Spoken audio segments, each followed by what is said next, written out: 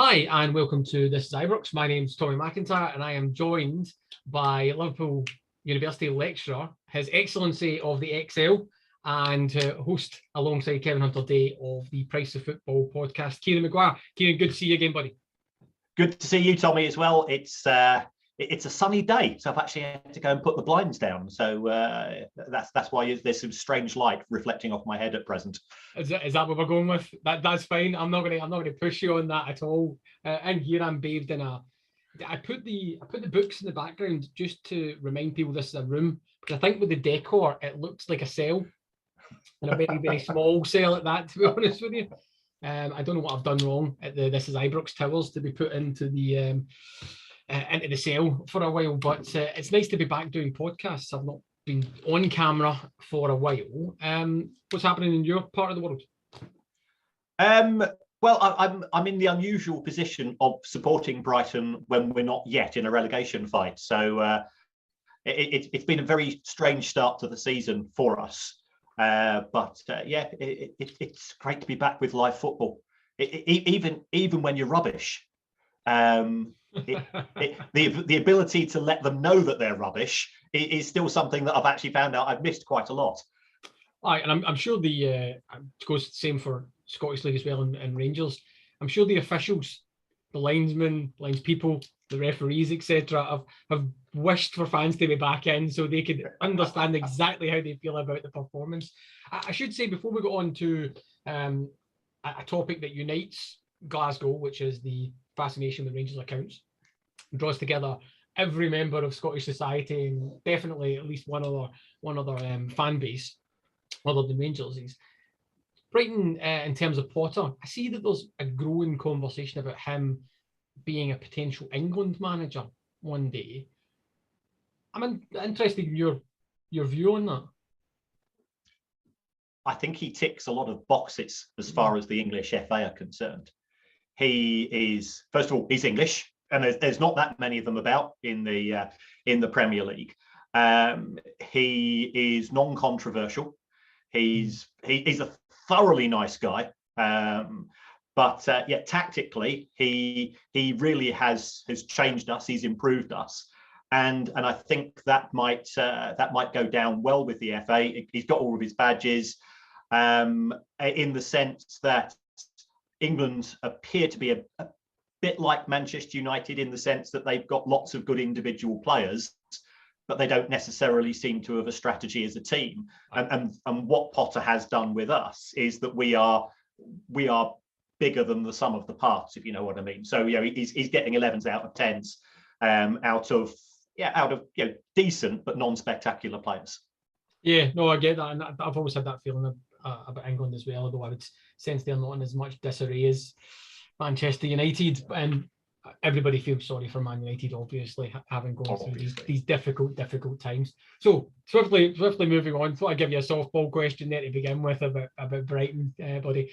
But I suppose we should start with the headline. Rangers lose accounts. Scotland grinds to a halt. Everybody pulls over them. I'm sure Celtic fans are out with their calculators, telling us that we're going into admin. I don't know what it is now. Might be admin 1888 or some other number. Headline that jumps off the page, I suppose, though, is 15.9 million loss last year, now a 23.5 million loss. Revenue down 11.3 million, down to 47.7. These are big numbers. So before we get into the specifics of that, I'll just pause there for a second and say, for a Scottish team, that is a big loss to be looking at. It is a loss, and there are if any business is making losses, it is three options. First of all, it can sell part of the business. Now, in the case of a football club, that part of the business is normally players. So you can start to sell your property assets. Not a road I'd ever encourage clubs to go down. We've seen it happen in England, and it's not tended to end particularly well. The second thing you can do is you can borrow money from the banks. If I'm honest, banks are quite reluctant to lend to football clubs because it can only, if it ends badly, it ends very badly. Can you imagine if you are a bank manager, and I once did an investigation into a club in England on behalf of a bank, and I went to the manager and said, we've got a problem here, and we're talking quite a sizable club, and I said, under normal circumstances, what I'd be advising you to do is to call in the loan, and potentially you're going to have to go and appoint administrators or receivers, or we need to get the club to do something along those lines. And he just turned to me and said, I agree with you from that perspective, looking at the numbers. But if I do that, I'm going to lose 8,000 customers, because we are the bank that put this club into administration. I've grown up in this town or this city. I have to work here. I want to be able to go out for a meal. I want to be able to go down the pub with my mates and not be wondering about having my windscreen put in when I'm outside because people spot who I am. And I've got 2 kids who are at school. Well, I'm not going to do it because they're going to be picked on because their dad is the bank manager. So what banks are now saying, we ain't lending to football clubs, because if it doesn't work, the publicity is so bad. If you look at Barcelona is a basket case of a club. Why is it allowed to get away with so much debt? Is because nobody is prepared to pull the plug, because it will be such a and therefore you give the football club more time than you would give to a similar business of a similar size. Just a quick question there, okay, and just moving away from Rangers again just for a second. That drift away from, let's say, localized community banking to football clubs, do you think that's what's driven specifically at the higher end as well, looking for private foreign investment? Because institutional banks are no longer on the pitch, pun intended, so to speak, and so that's why sovereign wealth funds, etc., are getting more and more involved. That's a contributory factor. I think the other issue is that football is so spectacularly popular, is that owning a football club can give you kudos, and it can give you reputational benefits that no other type of investment can do. If you look at the Saudi investment in horse racing, for example, which is phenomenal, it puts huge amounts into the horse racing industry, but nobody ever talks about it. And then they go and buy Newcastle, and all of a sudden it's the biggest story in town. They've seen what's happened at PSG. They've seen what's happened at Manchester City. They've seen Abramovich go into Chelsea, and they go, well, we get to we get to go to these events, and we can effectively we're quasi hosting these events, and B, it's good from our point of view domestically, because we've now got a club in the Premier League, and only in England only 20 owners can exist at any one time. In the Scottish Premiership, you've only got a certain number of owners as well. You've a dozen owners there, so it does attract big investors. And if it's not going to be sovereign wealth funds, who is it going to be? And that takes us to the third source of support for a loss-making business, which is money coming in from the owners themselves. And that's the approach which has been taken place at Ibrox, because the club has been in a recovery mode, and in a recovery mode, that's what you do. You are reliant a lot of the time upon equity investment or owners' loans, because you're not going to get those loans from the commercial banks. Yeah, and that's an interesting point. So if we drill back, and we know that there was, I think, circa 26.1 million of shareholder loans converted. There was also the fans, 4.5 million to Fosse-led fan shareholders. That 4.5 million is not in these accounts. That will show up in the next set of accounts. I'm really interested, given that there's going to have to be, I think, circa 7.5 million put back into the club, and that's been sorted out by the directors to do again. It's a loss-leading business at this point in time. COVID impact, we'll get into that as well from a match day experience. But I think we all know as well that Champions League money has to be part of that player trading part is definitely in there, and there's maybe a question about just how sound some of the saleable assets there are from my perspective. But given that it's a business that has to keep going back to the well and getting directors' loans, etc., at what point does the market look attractive for other investors to come in? I did note within the accounts there was mention of private equity investment had been offered up from a debt perspective. Have Rangers, in your opinion, moved to that normalisation piece now where other investors are looking outside and saying, yeah, we could do that, people who aren't Rangers minded, so to speak? Yes, I think 3 or 4 years ago that the club wasn't in that position. What they have managed to do is they are, I think, you can be confident they're going to be top 2. It's not going to be easy this season, but I think anything other than top 2 would be, I think, would be a disappointment. You're damn right, Kieran. It'd be a disappointment. Yeah, and I'm speaking as a Brighton fan for whom 14th gives me a nosebleed, remember. But listen, if you're talking about Rangers numbers, there's certainly one side of the city here that will just say that you're a Rangers fan. That's it, Kieran. You're branded now. So what the private equity guys will be looking at, they are looking for what can we do normally, say a 3, 5, 7 year period in which to make money. Can they see that with Rangers? I think they can, because there is I think there's still scope for growth in terms of infrastructure. The coefficient that Scotland now has, and the automatic qualification, or the almost automatic qualification for Champions League group stages, is very attractive. Although they will be nervous about Super League 2, because Super League 2 is coming. We don't know what it's going to come like, but you can bet your bottom dollar that the owners of those clubs that were so keen on Super League, their enthusiasm for setting the rest of football adrift, that enthusiasm has not diminished. So I think that would be the one qualification, the one feeling of caution from the private equity team. But you've got guaranteed revenues. Yeah, Ibrox is going to sell out every week. Rangers are going to be on TV as often as the schedules allow them to be. The only thing that's stopping every match being shown is that there is, I think there is some form of agreement with the SPFL to prevent that. So they deliver in terms of viewing figures. They deliver in terms of match day revenues, opportunity for cost control. The wages have gone up by another 10%, even though revenues fell. Although part of that will be driven by the bonuses paid for winning the Premiership last season.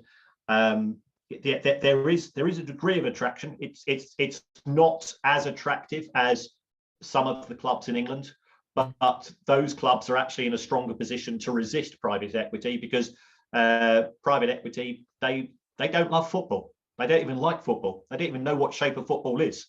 It's purely focused on the bottom line.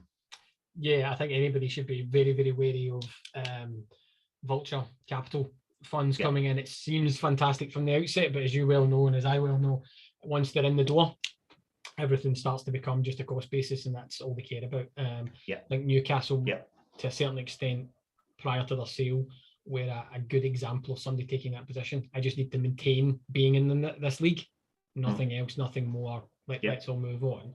You touched on a couple of things there that were really interesting to me in the accounts as well when I was going through them. And so if I go back to that kind of operating expenditure, you've touched on the season ticket sales as well. It's probably worth saying, the revenue was down, like I said, 11.3 million or whatever. Season ticket sales pretty much similar to the season before at 17 million. I think it dropped to about 700 or 800 season ticket sales. And given the market that they were in terms of a pandemic, etc., that's exceptional, but not exceptional for the Rangers fan base, because Ibrox is continually sold out.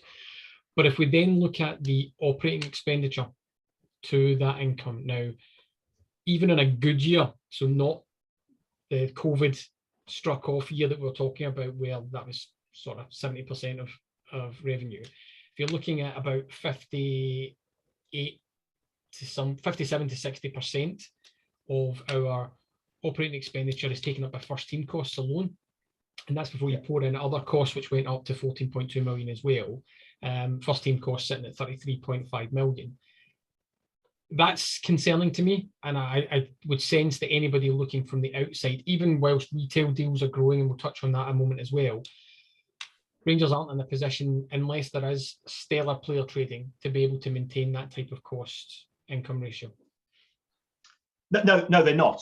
I do think this is a year in which you've got to be cautious before you draw any significant conclusions. To have, I look at overall wages, because you talk about first team wages. Well, what if you, why exclude academy wages? Why exclude back office staff? It's your overall ability to keep a tight lid on the overall wages. So Rangers, for every £100 that came in, £100 went out on wages, and that's before you switch on the floodlights, before the groundsman sticks petrol in the mower to cut the pitch.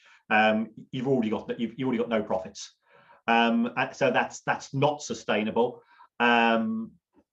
Realistically, the club can expect to have growth in terms of income of at least 12 to 15 million pounds this year. When you take a look at general overheads, excluding wages, I think the good news there was that they decreased by 45% in 2020-21, because you're not going to need stewarding. Your costs on match day will be substantially lower in terms of an operational level. Yes, you've got some COVID costs thrown in there. The club, I think, did well in having some form of business interruption insurance, which didn't bring in a huge amount of money, but it's a case of every little helps. So I think you're right to be concerned that how long can wages continue to increase. If you take a look, Rangers wages were 13 million in 2016. They're now almost 48 million. That's nearly quadrupled over the course of 5 years. Yes, now they're in the Premiership, so they're going to have higher costs, but those costs have got to deliver. So if you view those costs as an investment, are they going to deliver for you higher money coming in? And this is where I think you're alluding to the importance of Europe cannot be underestimated, because it takes away an awful lot of stress. Rangers, if they're hosting matches in the Champions League, and realistically, I think they're going to be hosting two fairly sizable clubs if they qualify for next year. Then there's an opportunity to start to monetize those benefits. You've only got to look to see what happened to. Am I allowed to mention the C word? Oh yeah, okay. We'll put a banner warning people beforehand that it's going to come up. Right. I mean, if you take a look at Celtic's revenue in 2018, it was 101 million, and that dropped to 60 last season.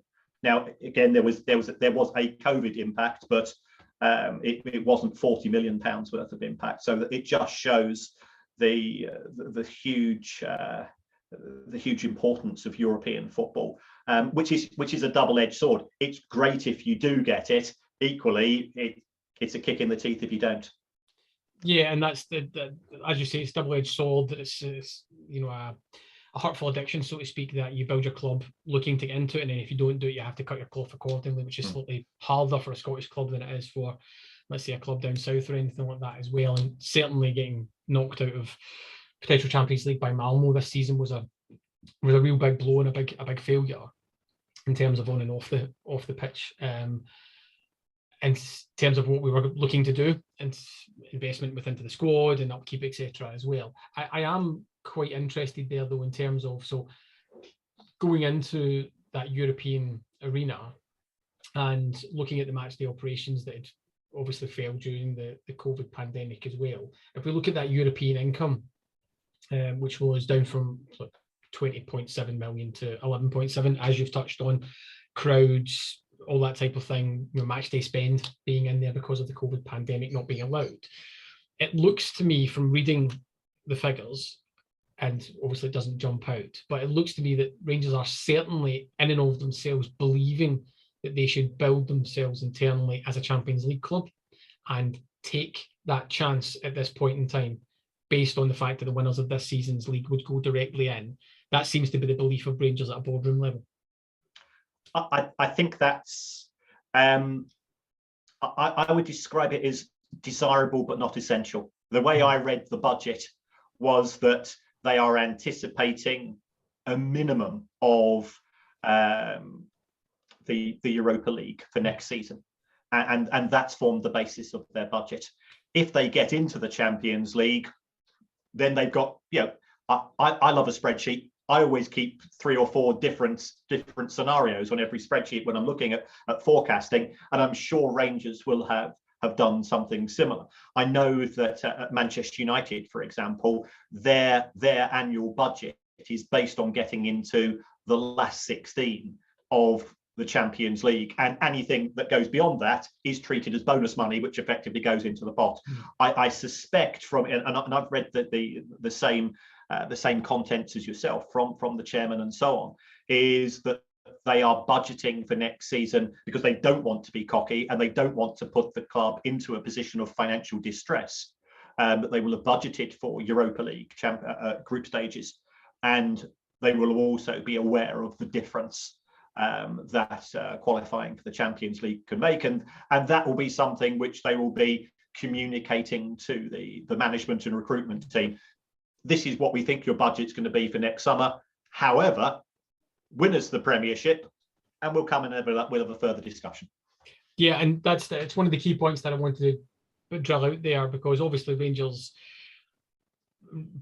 semi-recent past in terms of the financial implosion is probably the right word that has to be said. I wanted to draw that out for any listeners, that this board is taking a position of minimalised risk with if we get into the Champions League, that's a bonus. So yes, we might be building ourselves internally to have the right squad and the right management team, and put in circa, I think the investment in the squad, 16.8 million, nearly 5 million in infrastructure in terms of the stadium, etc. But it's based on a minimal floor of the Europa League, which I think is extremely, extremely rational and fairly achievable in terms of getting into the Europa League as well. I think going into the conference is not where Rangers should be. I wanted to draw back as well, and I was going to talk about amortization just purely because I know you love that topic, and I was tempted to move on, but I will say, it went up 2.3 million up to 10.6 overall. I suppose there's a mixed bag in terms of the Rangers squad. There's some heavy hitters like Connor Goldson, etc., coming towards the end of contracts. You've then got people like Alfredo Morelos, and then saleable assets, and then really, really good young players as well. Nathan Patterson on the radar of Everton and a couple of other English clubs, as far as I'm aware as well. Some pretty substantial interest there. I'm just interested when we're talking about player trading, and then we look across that squad and we look across the amortization figures as well. At what point should Rangers start to worry about a tipping point there in terms of the impact on player trading? I still think that there's some opportunity for future growth. In terms of the player model, the big difference between Rangers and Celtic is, if you go back to, I've got the figures here from 2013 to 2021. So we've got a period of 9 years. And during that period, Celtic have had player sales profits of 112 million compared to Rangers 8. Now that is a seismic difference, and that's clearly something that I think Rangers have to address going forwards. You cannot continually rely on the owners to dig the club out of that. And in terms of amortization, for those people not familiar, if you sign a player for £6 million on a 4-year contract, instead of saying that that's a £6 million cost in this year's accounts, you take that 6 million, you spread that, you divide that over the 4 years, and you say that's 1.5 million a year. So Rangers amortization has gone up as the club has continued to invest in players and B, keep those players for a significant period of time. So I think we will reach a plateau in terms of amortization, but 10.6 is, if you're looking at other clubs competing in the Europa League, 10.6 isn't particularly high. And I think that's where we should be starting to benchmark Rangers Football Club at, because I think the club realizes that as far as domestic football is concerned, they are in a certain place, and we know that place is going to be at the top of the league. So therefore, how can they grow in the future? They can only grow really via Europe, and for that you have to continually invest in talent. Now, you can either have a fantastic academy, bring players through that way, you can use the loan system to your advantage, or you can spot bargains. But the trouble is, you've got another 60 or 70 clubs in Europe who are qualifying for UEFA competitions, who are also trying to spot those bargains, which makes it more complicated.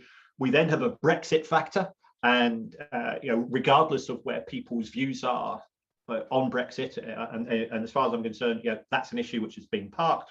We're in a post-Brexit environment. I talk to agents on quite a regular basis because I teach football agents on some of the other courses that I do, and they've said it's made it more difficult than they had thought.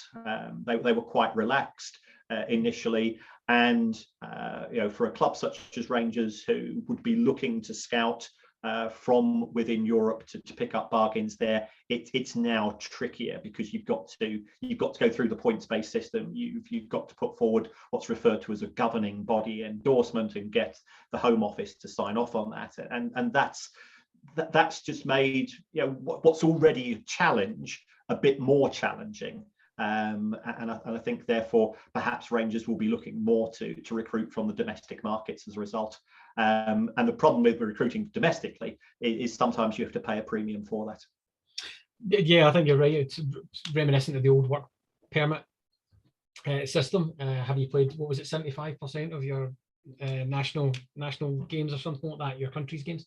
And I think, Rangers have been pretty decent in terms of plumbing some of the lower leagues in England. Actually, people like Joe Rebo, George Edmondson and stuff like that, who's since left the club, but Joe Rebo being a really good sign, and picking up Liam Balogun, these types of guys on the cross-border fee. That's where that obviously works to Rangers' advantage in getting that in place as well. I think we can all agree that amortization should just be one figure that's on one set of books, and that's a very personal opinion there. I don't like the fact that it's spread across not just in Rangers' books and anybody's. Just have it as one singular figure so everybody can take a leap off that. But if I then switch my focus, because there's been a hell of a lot of focus both internally from the club, by the fans and by the media as well, Rangers commercial department, so our commercial deals. I don't think anybody's commercial deals are pulled over as significantly as Rangers, and obviously coming off the back of the regime change, Mike Ashley, the long drawn out saga, Hummel being in there with a leap for a little while and then that not ending particularly well. Rangers, from an outside perspective, commercially seemed like a bit of a basket case full of caltrops and traps and live grenades going off left, right and centre. Lots been made of James Bisgrove coming into the club, previous UEFA employee coming across to upskill and uplift the retail and commercial department. He's got a pretty broad scope in there. Everything from MyJails, the fan loyalty ticketing system / income vehicle, which I think brought in about 1.3, 1.4 million, to the Castor deal. And I want to talk about the Castor deal. So headlined at, I think it was 25 million over 5 years, potentially 25 million over 5 years. Lots was done to showcase this was an up-and-coming brand. They've certainly grown. Andy Murray, I want to say India Cricket, I want to say Wolves as well down south. It'd be interesting, that little dynamic there. Now, revenue, the retail and commercial, it went up 725,000 to 4.6. Now that's a 21% rise. I was expecting that 4.6 figure to be bigger, and trying to get any details on the Castor deal is pretty difficult. So having done all that, I'll finally get to a question, which is based on, let's say, a similar like-for-like with Wolves, it would seem that Rangers are slightly more challenged in that custodial. Yeah, I think you rightly said trying to get the details is the critical thing here, because it's already been pointed out that another club in Glasgow has merchandise sales of 3 or 4 times the out of Rangers, and that intuitively looks wrong. So therefore you dig in a bit deeper, and I don't think we're comparing apples with apples here, because what you find is that at some clubs, what happens is the club effectively runs the megastore, and if you, let's say that you sell a shirt for £60 and you buy it from the manufacturer for 50, then you keep the £10 of profit. Whereas at other clubs, you are only allowed to effectively book your commission, because the running of the club is the running of the store is effectively seconded out.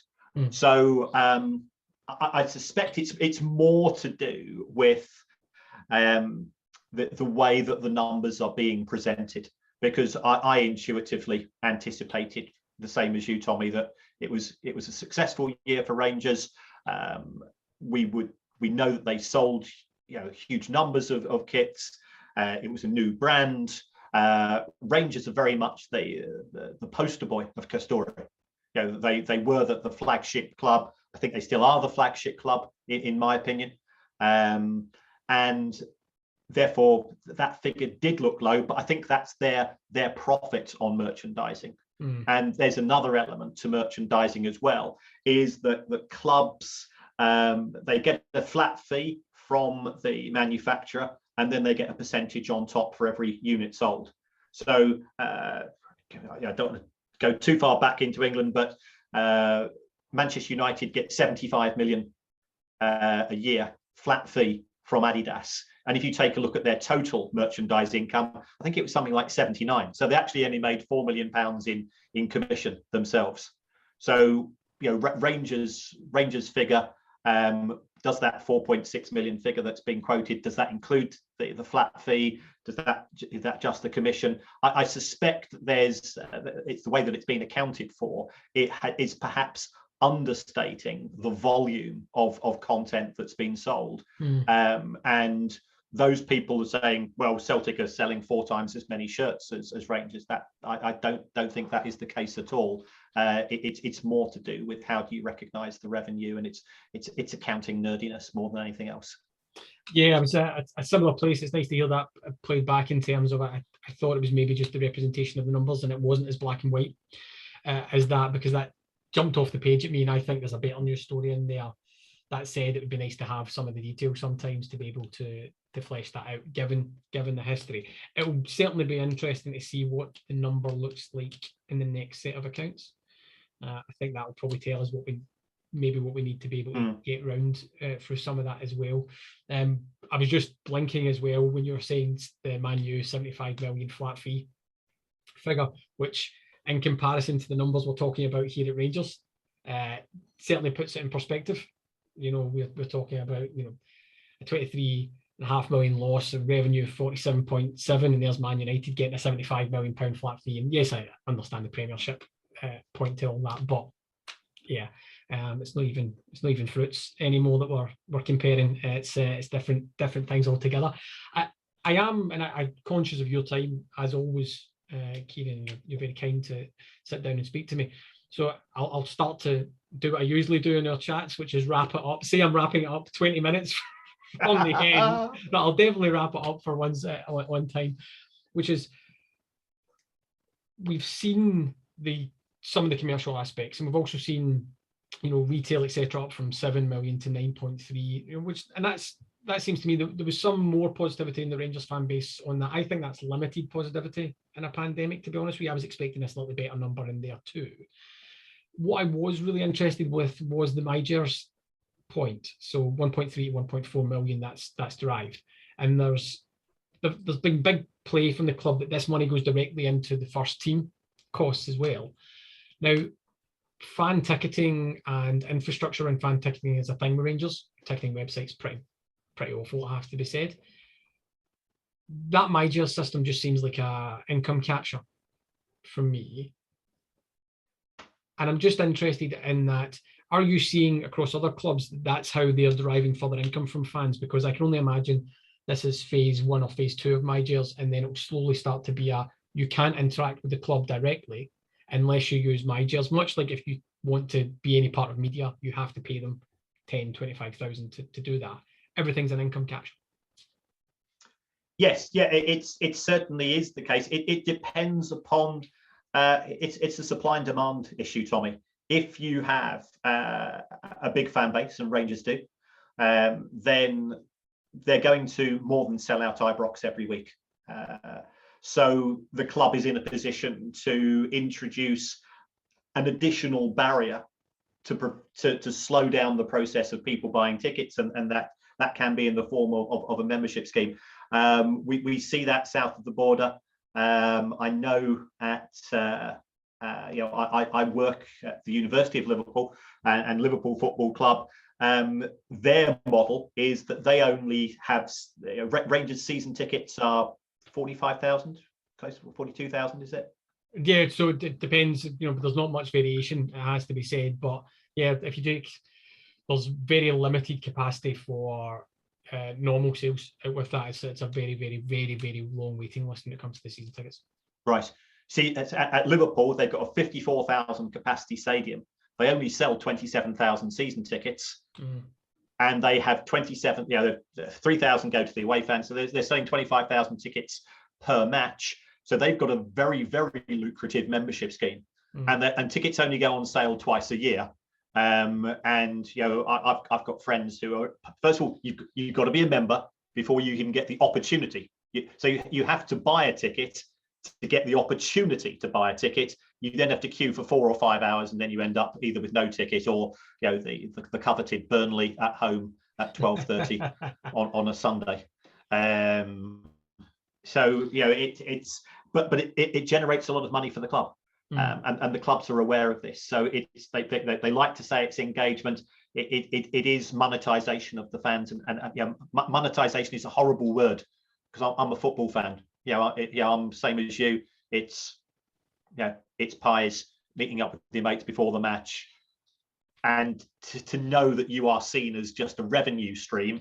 Romantically, we like to think we're more than that to a football club, but sometimes reality comes and bites us on the bum. Aye, and that's a fairly depressing way to end there, Kieran. I appreciate that. I suppose then in wrapping up, it seems to me these are relatively positive numbers. The headline loss isn't as bad as one would think, particularly when there's directors standing there. Would you agree, or what's your take on? I think the single biggest thing that needs to come out of this is the interaction of player trading into it. That's the final piece of the puzzle. Yes. I mean, Rangers have had a strategy over the last few years of establishing themselves as a club with the potential to win the Scottish Premiership. They've now achieved that objective. Now, that objective was on the back of a business model where you bought what you had to buy. You took yourselves to that close to the top of your budget. And that objective was achieved with the 55 last season.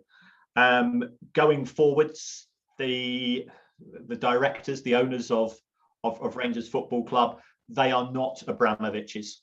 They are not Mansour's, and therefore they have a limited amount of they put the money in, which has been fantastic, and it's enabled the club to get to where it is today. But I think that they can't be expected to continue that in the future. The results, on the face of it, were challenging. There's no doubt about it. They're losing the thick end of £500,000 a week is never going to make anybody happy. But we were operating in a COVID environment. They did have to go and pay out. You could reduce the losses by not winning the Premiership. Now, have a poll, Tommy. Have a poll of Rangers fans and come back to me and said, would you rather £2 million lower losses and finish second in the Premiership, or Would you rather have the 55 and slightly bigger losses? And I suspect, and I can't see into the future. I suspect I know which way the answer is going to go fairly fundamentally there. So yeah, that's the price you pay for success. Yeah. They're in the Europa League. It would be great if they could make more progress this season, because the numbers start to stack up as you make progress through that competition. And it's not just through the broadcast stroke prize money, but every home fixture. If you've got 47, 48,000 people there, you do the numbers, in terms of yes, you've got your ticket sales, but then you've got your hospitality. You're talking, you should be making 2 million per match, especially if you've got good opposition. If they end up playing, especially end up playing an English team, all of a sudden it's the Battle of Britain, because what every what every newspaper is going to say. The media attention is going to be there. Tickets are going to be flying off the shelves. Everybody's wanting to get to that match early, a little bit earlier, because it's everybody's talking about it, which increases your hospitality sales, increases your catering sales, and so on. So it can turn into a virtuous circle. My view, the results were probably slightly better than my expectations, because I hadn't really factored in just how much money they're going to make from season ticket sales. Yeah, Manchester United made £700,000. Right. Okay. Rangers made 18 million. Yeah, that's a good comparison. Yeah, there we are. We'll take some of that. Should we plug your book and podcast, Kieran? No, have we got to that point? No.